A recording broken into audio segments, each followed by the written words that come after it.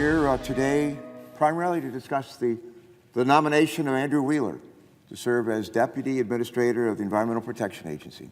But before I turn to Andrew Wheeler, I want to spend a few minutes talking about our current EPA Administrator. Recent reports of EPA Administrator Scott Pruett's ethical shortcomings and lavish spending on the American taxpayers' dime are breathtaking, but they should come as no surprise. Just over a year ago, Mr. President, I stood in this very same spot where I stand today to discuss Mr. Pruett's nomination. Last February, I said that never before had I been forced to consider a candidate to lead the EPA who had been so focused throughout his career on crippling the very agency he sought to lead, or so hostile to the basic protections that keep Americans and our environment safe. At the same time, I warned our colleagues that Scott Pruett, based on his record as Attorney General of Oklahoma, had an unacceptably casual approach to meeting obligations as a public servant. Unfortunately, with respect to many of my colleagues, that warning fell on deaf ears. In the 15 months since he was confirmed, narrowly confirmed, Mr. Pruett has proven to be an even worse leader than I imagined on a policy front, but also with regards to one ethical failing after another, as well as his disregard for the American taxpayers. The presiding officer and I have spent large portions of our life serving our country in uniform. He is a Marine, he is a Naval Flight Officer. I was a midshipman for 4 years before being commissioned, served 5 years in a hot war in Southeast Asia, another 18 years to the end of the Cold War as a P-3 aircraft mission commander. From the age of 11, I was trained to be a leader. My guess is my colleague was too. Boy Scout, Civil Air Patrol Cadet, Navy ROTC midshipman, 5 years on active duty, another 18 years as Reserve Flight Officer.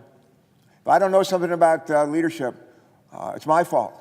I've had great mentors, great role models, trained as a leader since the age of 11. I want to mention this about leadership. Leaders are humble, not haughty. Leaders are servants.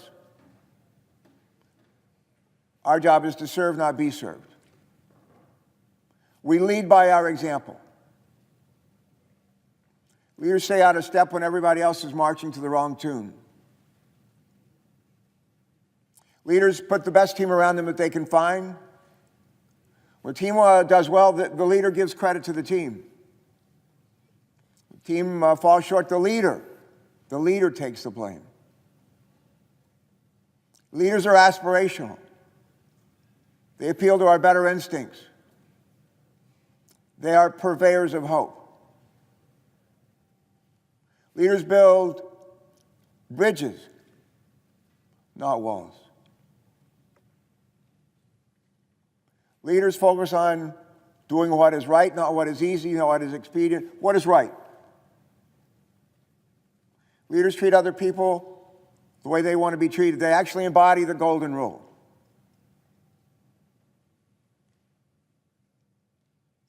Leaders focus on excellence in everything they do. If it isn't perfect, they say, let's make it better. Let's work with other people to make it better. And when leaders know they're right, they're convinced they're right, and other people realize they're right, leaders don't give up. I stand before you today.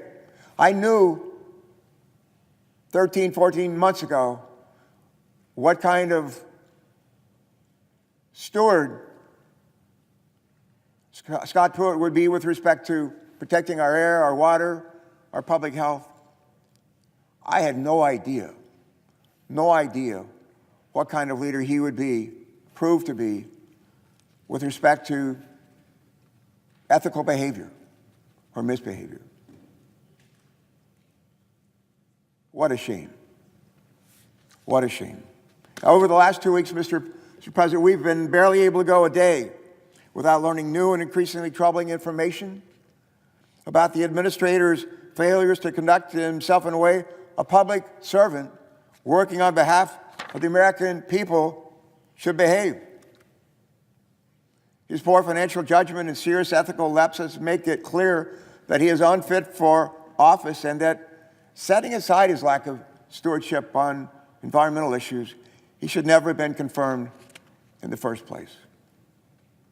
Administrator Pruett's conduct is emblematic of an extraordinarily and ethically tone-deaf administration. There's some good people in this administration, a number of them. Our presiding officer knows them, I know them. Unfortunately, one of them is not running the Environmental Protection Agency, where lavish trips, extravagant office furniture, personal favors are the norm, not the exception. President Trump said he was going to drain the swamp. Scott Pruett is the definition of what I heard one person call recently a swamp creature, with his close ties to polluters, misuse of taxpayer money, and corrupt dealings. Should the Senate confirm Andrew Wheeler, we will be setting him on a course to address not just these recent allegations, but these occurrences, these terrible examples. As of today, Administrator Pruett faces growing bipartisan calls for his firing, a resignation amid nearly 25 separate ethics and improper expenditure allegations. 25, and growing. This is 2 weeks of turmoil. This is the Cliff Notes version. There's more. And it's not anything to be proud of, it's a lot to be ashamed of. Excessive raises for political appointees who came here from Oklahoma with him. Unprecedented security requirements are just a few of his growing collection of scandals that make headlines almost every day in recent weeks. Since his confirmation, Administrator Pruett has developed a taste for the finer things in life, particularly when the American taxpayer is picking up the tab. Mr. Pruett has been broadly criticized for his lavish spending of taxpayer dollars in various flights in his first year as EPA administrator, including international trips, first-class flights, weekend trips home to Oklahoma, and chartered military jets. Mr. Pruett somehow managed to spend over $1,600 on a flight from Washington, D.C. to New York City last year. Mr. President, it takes a real effort to find a seat that expensive. My offer to Mr. Pruett still stands for the administrator to join me on Amtrak and save a ton of money. Administrator Pruett took a $40,000 trip to Morocco in December 2017 to promote liquefied natural gas, and that is not within his agency's jurisdiction. On his way to Morocco, Administrator Pruett missed 2 flights while staying in Paris for 2 days. Reports also indicate that Administrator Pruett spent $120,000 on a trip to Italy last June, including $30,000 in security-related expenses, $53,000 in travel vouchers, and a $36,000 charter flight from Cincinnati to New York City to catch his international flight. A $36,000 charter flight from Cincinnati to New York City? Really? Mr. Pruett has spent more than $105,000 on first-class flights during his first year alone in office. When confronted with the exorbitant price tag of his first-class travel, the agency said Mr. Pruett's first-class travel was necessary, listen to this, because of the high number of security threats he had received. If that were truthful, we should all be concerned. There's a lot of reason to believe that it is not truthful. He apparently did not consider a first-class upgrade to be vital to his safety while flying on his own dime. Since Administrator Pruett flew coach on personal trips back home to Oklahoma, Administrator Pruett is also facing scrutiny for assembling a team of 20 security agents deployed in 19 vehicles. 20 security agents deployed in 19 vehicles who provide an unprecedented 24/7 level of protection. Administrator Pruett's unprecedented domestic and international travel has led to rapidly escalating costs, with his around-the-clock security detail racking up so much overtime, get this, that many hit their annual salary caps of $160,000. CNN has reported that the demands of providing the administrator with the 24/7 security coverage he desired meant taking some investigators away from field work. The New York Times reported that Administrator Pruett asked his security team to use his vehicle's emergency lights and sirens to speed through traffic en route to a French restaurant right here in Washington, D.C., to celebrate the president's withdrawing from the Paris Climate Agreement. And when the security agent advised Mr. Pruett that sirens were only to be used in emergency, the agent was reassigned less than 2 weeks later. The Washington Post reported that Administrator Pruett also sought a $100,000 a month private jet membership, a bulletproof SUV with run-flat tires, and $70,000 for office furniture, including a bulletproof desk. Mr. President, I'm not sure where Administrator Pruett thinks he works, but his security detail has cost the American taxpayers nearly $3 million during his tenure. $3 million. Roughly 3 times that of his predecessor, Gene McCarthy. Related to Administrator Pruett's apparent privacy concerns, he felt the need for taxpayers to pay for him to install a private, soundproof, $40,000 phone booth in his office at EPA headquarters.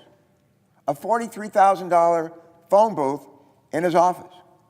He added $6,000 biometric locks to the booth. Paid $3,000 to have his office swept for bugs, and described his soundproof booth as a sensitive, compartmented informational facility. No other EPA administrator in history felt the need for such a booth. I'm not aware of any cabinet secretary who's felt that kind of need.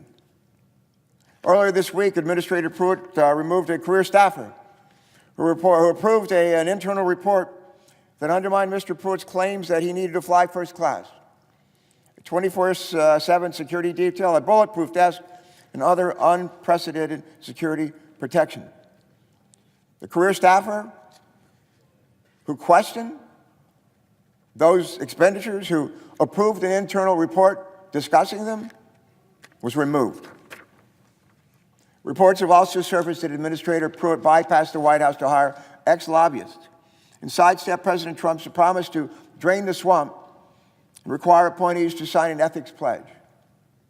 Utilizing an obscure provision in the Safe Drinking Water Act intended to let the agency quickly hire senior management and scientific personnel, Mr. Pruett instead used this authority to skirt the ethics pledge and increase the number of ex-lobbyists who could work on issues of importance to the previous clients with impunity. It goes on.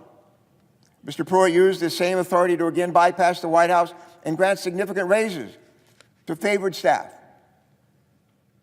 After the White House refused to boost the pay of those favored staff, Administrator Pruett reappointed both staff members under the Safe Drinking Water Act authority, allowing him to set salary levels himself. 30-year-old senior counsel who worked for Pruett in Oklahoma was given a raise of approximately $56,000 a year. $56,000 a year. Mr. President, that raise is just $1,000 short of the annual median household income for our country. For our country. Mr. Pruett's 26-year-old director of scheduling in advance got a pay bump too, almost $30,000. On his interview with Fox News last week, Mr. Pruett denied knowledge of the raises, but recently reported emails among EPA staff indicated that Mr. Pruett was aware and personally involved with at least one of those raises. Mr. President, perhaps most troubling among the litany of questionable financial expenditures and ethical lapse Mr. Pruett has exhibited during his time as administrator are his recent reports that he demoted, reassigned, or pushed out staff to try to curtail his spending or question his ethical misbehavior.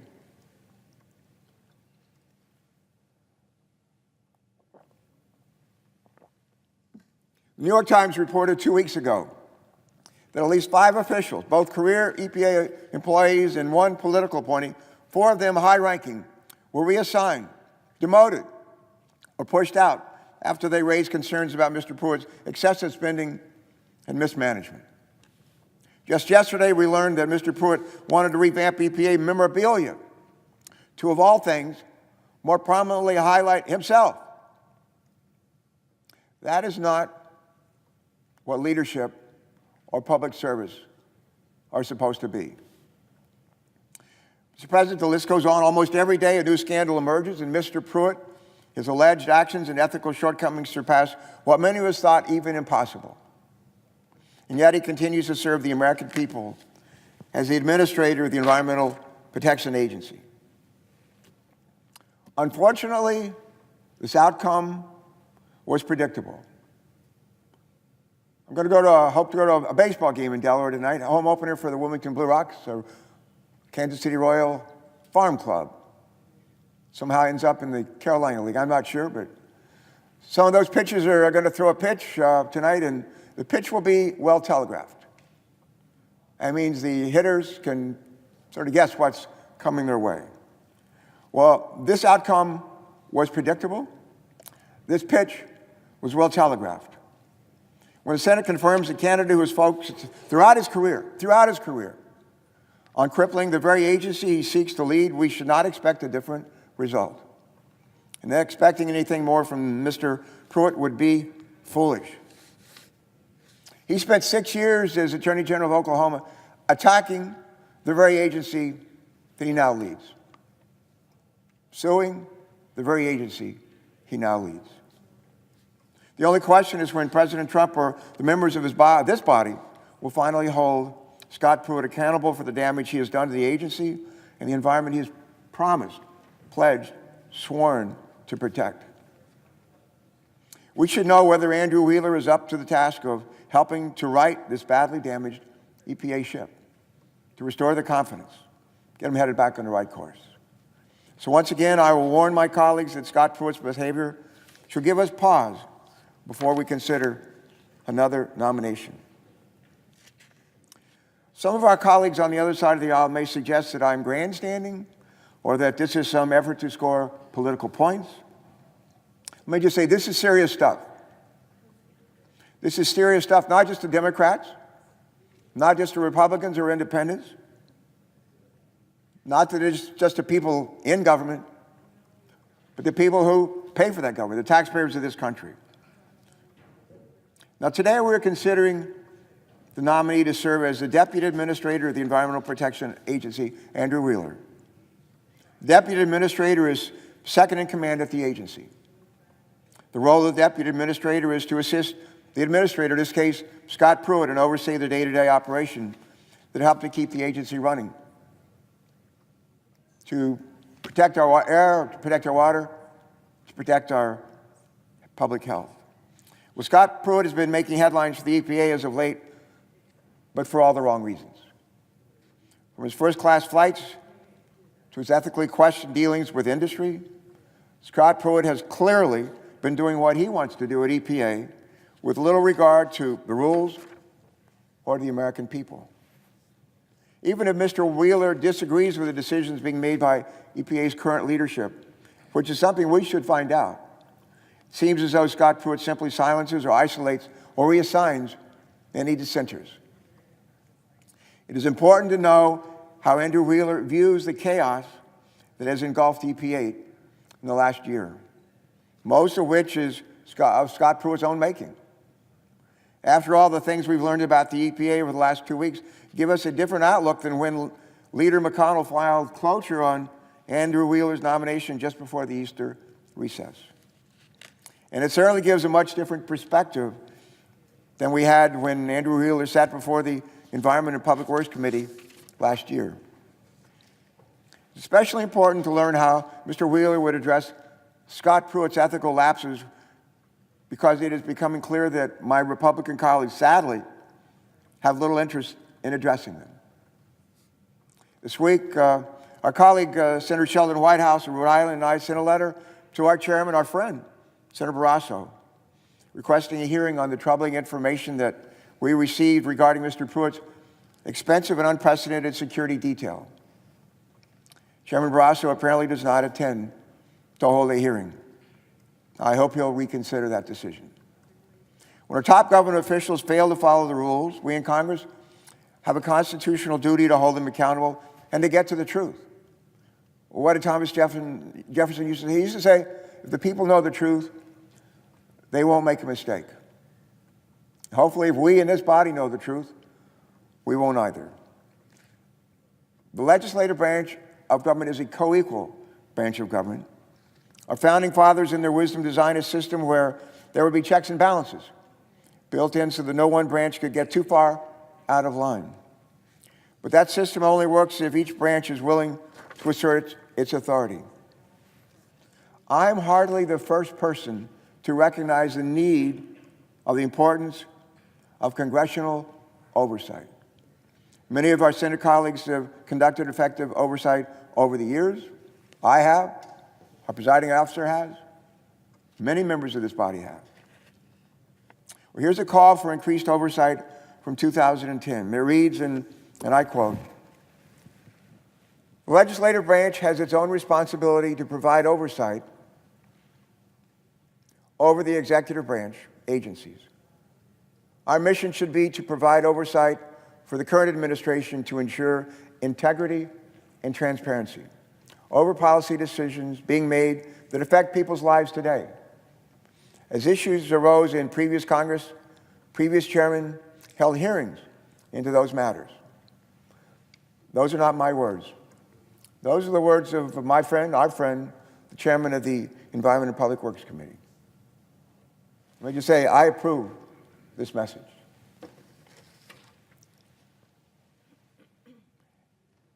Here's a call for increased oversight from, I think, from June. No, this is April. This is April 2016. It reads, Mr. President, like so much in Washington, D.C., the EPA has grown too big, too arrogant, too irresponsible, and too unaccountable.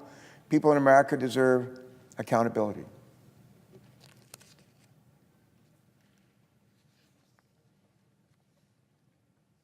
Again, I agree with John Barrasso.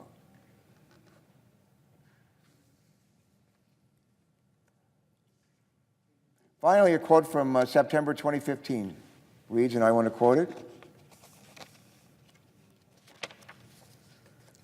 "The agency needs to step back and rethink its priorities. The environmental protection agencies have been out of control for far too long.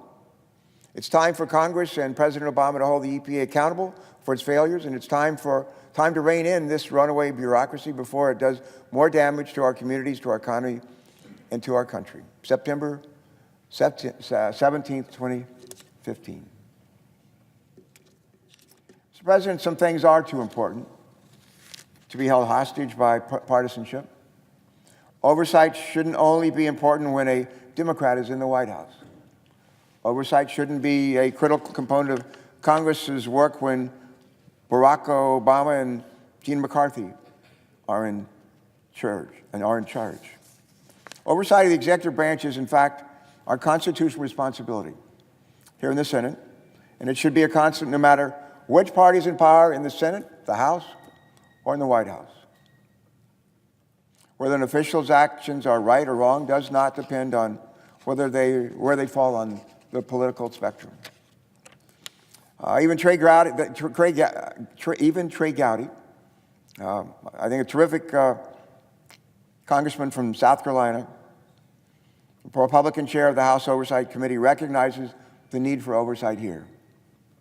And our Republican colleagues in the Senate have an obligation to hold Mr. Pruett to the same standards that they hold officials who served in past administrations. Because, Mr. President, if Lisa Jackson had been accused of even a fraction of the things it seems as though Mr. Pruett has done, we would be holding hearings in the Dirksen building, in the EPW hearing room, every week, and we should be. Andrew Wheeler worked as a Senate staffer. He worked for our friend George Voinovich, one of my dearest friends my whole life. He conducted a lot of oversight throughout his career. He later worked for Senator Jim Inhofe. And Andrew has worked for members like Senator Inhofe and George Voinovich, who I know take seriously their oversight roles. We should be able to hear from Andrew Wheeler what his plans are to rein in the abuses at EPA before he takes in this important job. Mr. President, I reserve the balance of my time. Mr. President, I rise again today for the second time in opposition to the confirmation of Andrew Wheeler, at this time to be Deputy Administrator of the Environmental Protection Agency.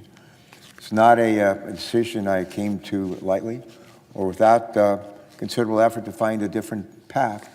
I want to begin my section of my remarks right now by describing some of the events that brought us to this point. First, I want to talk briefly about my own experience with Mr. Wheeler. As a staff member of the Environment and Public Works Committee, working for our dear friend, the late Senator George Voinovich, and for Jim Inhofe, Mr. Wheeler was not someone with whom we agreed on each and every issue. However, Mr. Wheeler did prove to be someone with whom we could work on policies on which we did agree. Like, for example, the Diesel Emission Reduction Act, which reduces significantly diesel engine pollution, emissions from older diesel engines. And I'd also note that his responses during and after last year's hearings on his nomination were, for the most part, encouraging. But Mr. Wheeler also has some recent professional history that is troubling, and to some very troubling. During the Trump transition, the public got a chance to read the so-called Murray Action Plan. And what is that? It's a list of policy proposals submitted to President Trump and other Trump administration officials by Mr. Wheeler's former client for a while, a fellow named Bob Murray. The Murray Action Plan includes any number of measures that EPA in the last 15 months has begun to implement, like the repeal of the Clean Power Plan and the Clean Water Rule, and the dissemination of EPA's career workforce. The document also calls for some measures that EPA has not yet acted upon. For example, Mr. Murray calls for the repeal of the mercury and air toxics standard, rules that limit dangerous pollution from power plants, even though industry is already complying with those same rules. Mr. Murray also calls for a reexamination of climate change science and the repeal of EPA's so-called Endangerment Finding. I'll talk a little bit more about that in a minute. But the conclusion that both the Bush and Obama administrations reached that found the global warming pollution from cars and SUVs was dangerous. I think I'll just take a minute and talk about the Endangerment Finding right here. People talk about the Endangerment Finding. I don't think it's well understood where it came from. And I want to take just a moment, if I can, to try to relate it in terms that I can understand and hopefully other people can as well.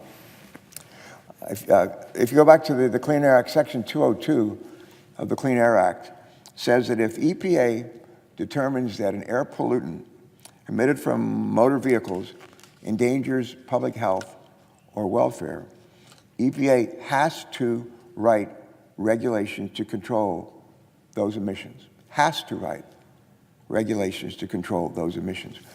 I believe it was in 1999 that environmental organizations petitioned EPA to do just that.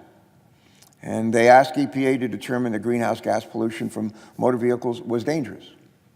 And President Bush rejected their position in 2003, saying that greenhouse gases did not meet the law's definition of an air pollutant. The state of Massachusetts led a coalition of other states and environmental organizations, though.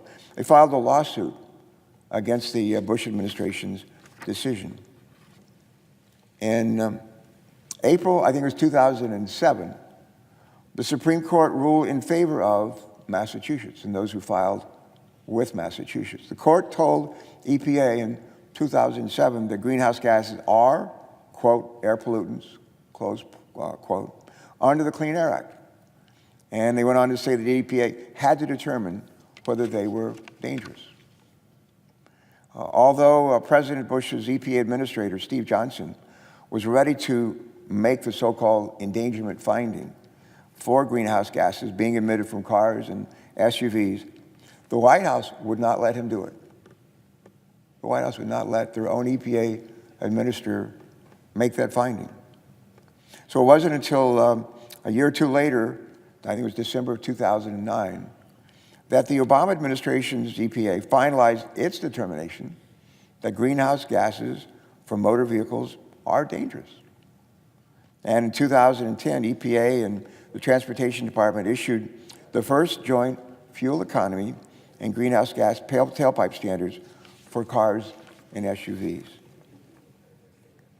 In the meantime, many industry groups tried to overturn EPA's decisions. They filed suits in a number of different federal courts saying that those groups did not agree with the climate science. They didn't agree with the process that EPA used to arrive at this endangerment finding.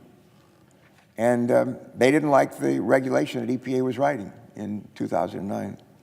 Well, 2 or 3 years later, 2012, the U.S. Court of Appeals for the D.C. Circuit, that's the top appeals court in the whole country, right below the Supreme Court. But anyway, the D.C. Circuit Court of Appeals ruled against the industry, upholding both the endangerment finding and the EPA's clean car rules. And the Supreme Court declined to take up the industry's appeal. So it stood. The U.S. Court of Appeals essentially sustained what EPA under the Obama administration sought to do, and what Steve Johnson, who was the EPA administrator in the Bush administration the last year or two, sought to do. So what does all this mean? What this means is this is settled law. The highest courts in the land have said greenhouse gases are air pollutants, they are dangerous, and EPA must regulate them. Now, with that as a backdrop, let me just say I met with Mr. Wheeler a couple of times in the last year. I asked him directly, whether or not he was involved in writing Mr. Murray's proposal, the so-called Murray Plan that has been taken as an action plan by this administration, by this EPA under its current administrator. Mr. Wheeler assured me that he was not. He was not involved in writing Mr. Murray's proposal. He did go on to tell me, however, that one of Murray Energy's priority issues that Andy Wheeler actually worked on was securing health and other benefits for retired miners, and I think that's something that most of us would support.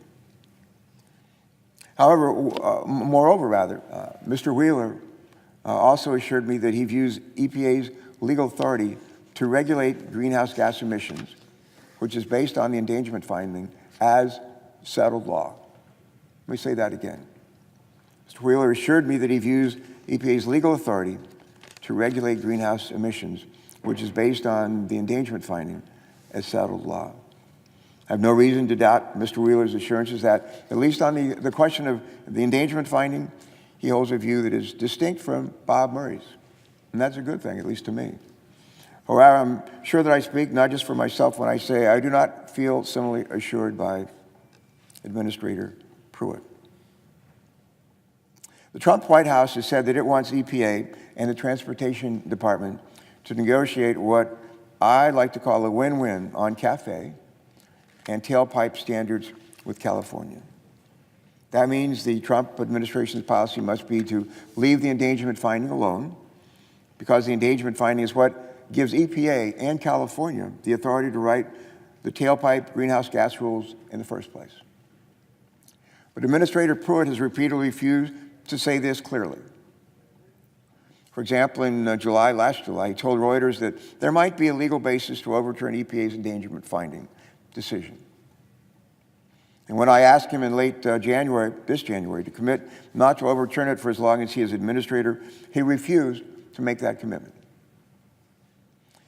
In preparation for Mr. Wheeler's confirmation, I tried very hard to obtain some clarity about just what EPA plans to do with regards to the endangerment finding and the agency's stated efforts to negotiate new greenhouse gas vehicle standards with California. My staff and I talked to Bill Wareham. He's the EPA Administrator for Air. Important job. And with Ryan Jackson, Administrator Pruett's Chief of Staff. We spent several weeks exchanging drafts of a letter that EPA planned to send me that sought to do three things, to make clear three things. First, the letter affirmed the legal authority EPA used to find that greenhouse gas emissions were dangerous and set vehicle standards. That's number one. Second, the letter affirmed California's Clean Air Act authority to set its own more stringent vehicle standards. And third, the letter committed to negotiate in earnest with California, using a process not unlike the one used in past efforts, to preserve a single national set of vehicle standards that automakers in California could support. A true win-win. We actually reached agreement on the text of that letter, those who were negotiating it, including Mr. Wareham, his team, folks from California, and others. I'm told that Administrator Pruett initially agreed to let the letter be sent. But then I'm also told that just days, maybe a week or two ago, that a woman named Samantha Travis, political appointee at EPA who I think is from Oklahoma, who recently resigned after reports that she failed to come to work for some or all of 3 months last year. Anyway, apparently she convinced the administrator to renege on the deal and not to sign the letter. So ultimately, a significant part of the reason why I cannot support Mr. Wheeler is because the agency refused to follow through on an agreement it made with me on issues that are of real importance to the country and to the auto industry and to California. But the truth is, at this point in time, it's not the only reason why we should be moving forward with this vote. In the past several weeks, each day brings headline after headline. Here they are again. This is just a handful of headlines. This is a target-rich environment in terms of headlines from Scott Pruett. But in the past couple of weeks, each day brings headline after headline, scandal after scandal, report after report about the simply, I think, unconscionable manner in which Mr. Pruett is running the agencies. I talked about it earlier. There have been dozens of calls for his resignation. They've come from members of both parties here in the House. Speculation about how long he'll be able to remain in the job. It is a very high pitch, very high pitch. It's entirely possible that Mr. Wheeler might be sworn in as acting administrator before he spends a single day on the job as deputy administrator. We'll see. And the truth is, we've never really had the opportunity to ask Mr. Wheeler how he would remedy the reports of excessive spending out of EPA under Mr. Pruitt's leadership, inappropriate travel, retaliation against staff who dare to cross him, unlawful rule repeals, and other gross abuses of power that Mr. Pruett has inflicted on this country. If it was suddenly Mr. Wheeler's job to right those wrongs, which it will be if he's confirmed today. Neither Mr. Wheeler nor members of the Environment and Public Works Committee were even aware of the extent of many of these problems, scandals, when his confirmation hearing was held more than 5 months ago in the Environment and Public Works Committee. And simply, in my view, the Senate today quite simply should not vote on his confirmation until we know which job Mr. Wheeler will be filling at the agencies, and until we know how he views and how he would remedy the overwhelming number of serious problems he will face when he arrives there. Let me just say one last thing, if I could, Mr. President. I'm a big believer in win-win situations, win-win solutions. I think my colleague who's presiding at this moment is too. And we partner on a variety of things, including trying to promote recycling, not just here in this body, but all across the country, in ways that create jobs, create economic opportunity. I focus a lot, and I think a lot of my colleagues do, on how do we create a more nurturing environment for job creation and job preservation. We don't create jobs here. Governors, presidents don't create jobs. We try to help create a nurturing environment for job creation. One of the elements that's important for having that kind of nurturing environment for job creation, frankly, is clean air and clean water and good public health. Another thing that's important is certainty. Businesses like certainty and predictability. I'll never forget when, oh gosh, it's been 10 years or more, I was visited by a bunch of utility CEOs from all over the country. And they had come to talk with me and my staff about clean air legislation, covering 4 distinct pollutants. They included mercury, CO2, nitrogen oxide, I think maybe one more. It's multi-pollutant legislation, 4 pollutants. Anyway, I had introduced legislation on the heels of President Bush's proposal. President Bush proposed multi-pollutant legislation that he called Clear Skies. The version that I introduced with a Republican colleague or two, we called our version really Clear Skies. SOx, NOx, mercury, CO2, that's what it was, those 4 pollutants. Anyway, we had these CEOs from these utilities across the country that came to see us. They wanted to talk about our legislation to ratchet down over time the emission of those pollutants from their utilities. We talked for about an hour. And at the end of the hour, Mr. President, one of the CEOs of a utility, I think it was from the southern part of the country, and he said, look, let me tell you, Senator, here's what you should do to me. Here's what you and your colleagues should do with respect to air emissions for utilities. He said, tell us what the rules are going to be, give us some flexibility, a reasonable amount of time to meet those expectations, and get out of the way. That's what he said. Tell us what the rules are going to be, give us a reasonable amount of time to meet those expectations, some flexibility, and get out of the way. With respect to CAFE, what we're doing with fuel efficiency requirements for cars and SUVs, trucks, what we need is the same kind of, what I need to keep in mind is providing the same kind of certainty and predictability for the auto industry here in this country and outside of this country, as we expect them to increase fuel efficiency over time for cars, trucks, and vans. Under the current law that we adopted, gosh, I want to say about 10 years ago, we ramp up fuel efficiency requirements up through 2025. And between 2021 and 2025, the increases are pretty significant, pretty steep. Current administration wants to almost eliminate entirely those increases between 21 and 25 and really be silent on what happens after that. I go to the Detroit Auto Show almost every year. In Delaware, until a couple of years ago, we built more cars, trucks, and vans per capita in Delaware than any, believe it or not, any state in the country. And I got used to going to the Detroit Auto Show, so I know the people who ran Chrysler and who ran GM, so if they ever thought of closing a plant in Delaware, we'd actually know who to go talk to. So I still go to the Detroit Auto Show most years. And I went this time and met and talked with representatives of 10 auto companies from this country and from around the world. And we talked about CAFE and fuel efficiency requirements going forward. To a company, this is what they said to me in private conversations. We need some flexibility in the near term between 2021 and 2025. And in return for that additional flexibility, we are willing to accept tougher goals extending out as long as 2030.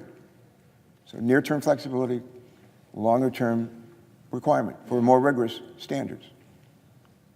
They said, having said that, we don't want to have to be stuck in a situation where we have to build like one car with higher fuel efficiency requirements, so let's say a model of a car or truck or SUV, with higher requirements for fuel efficiency for California, and another different standard for the rest of the country. That just doesn't work for their business model. And they need to be able to build one model with one set of standards for California and the other 49 states. California wants to, where they've had huge air pollution problems over the years, wants to have rigorous requirements. And I said this to the majority leader earlier this week. There is a way to work through all of this with the auto industry, with California, the other states, with EPA, the Department of Transportation. There's a way to work through all of this that provides a real win-win, that preserves jobs in the auto industry, people building cars, trucks, vans, is respectful of California's special concerns, provides the certainty and predictability that the industry needs, and also ends up giving us more energy-efficient vehicles, cleaner air and cleaner water, especially cleaner air. That is a real win-win situation. That's a real win-win situation. And that's where we need to go. And we need leadership at EPA. We need leadership from the administration, leadership here, from states like California, to get us there. Wayne Gretzky was a great hockey player. And I'm not a huge hockey fan. I watch it a little bit, but Wayne Gretzky, when he was playing, he was believed to be the best hockey player anybody ever seen, at least here in this country. And his nickname was the Great One, the Great One. Somebody went out, and he took a lot of shots. He was not shy about shooting for a goal. He was once asked, Mr. Gretzky, why do you take so many shots on goal? And he said these words. He said, I missed every shot I never took. I missed every shot I never took. I like to take the shot in a lot of different respects. This is a shot we should take. And if we do, we'll do a lot more than score a goal. Score a big win for our country. We'll save, in the end, people who are driving cars, trucks, and vans in the years to come a lot of money. And we'll have cleaner air, and we'll protect a lot of jobs that need to be protected and preserved. And with that having been said, Mr. President, I yield the floor and note the absence of a quorum.